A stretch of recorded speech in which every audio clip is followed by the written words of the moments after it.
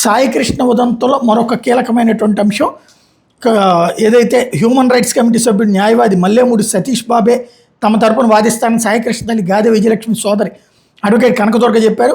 గాదే సాయికృష్ణ కేసులో రెండో అదనపు జ్యుడిషియల్ కోర్టులో గాదే విజయలక్ష్మి తన న్యాయవాదిని మార్చుకున్నట్టు ఒక అఫిడవిట్ దాఖలు చేసిన విషయంతో ఈ పిటిషన్ మీద శుక్రవారం కోర్టులో విచారణ జరిగింది.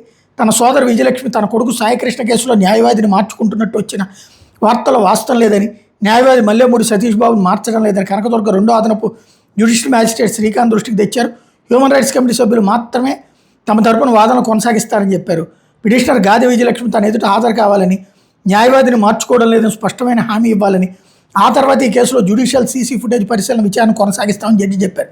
విజయలక్ష్మి ఆరోగ్య సమస్య కారణంగా రాలేదని ఆ తరపున తాను హాజరైన కనకదుర్గ తెలిపారు. దీంతో జడ్జి కేసు విచారణ ఈ నెల 13కి వాయిదా వేశారు. అంటే ఖచ్చితంగా దీని వెనకాల ఏదో జరుగుతుంది. ఈ వ్యవహారం హెబియస్ కార్పస్ దాకా తీసుకొచ్చిన వాళ్ళని పక్కన పెట్టేసేసి వేరే లాయర్ని పెట్టే ప్రయత్నం, మళ్ళీ ఆ తర్వాత మార్చుకునే ప్రయత్నం. అంటే ఆ కుటుంబం సందిగ్ధంలో ఉంది, వాళ్ళని బాగా ప్రెషర్ చేస్తున్నారన్నది ఇక్కడ స్పష్టమవుతుంది. కాకపోతే ఆ ముక్క బయటికి చెప్పుకునే పరిస్థితి లేదు.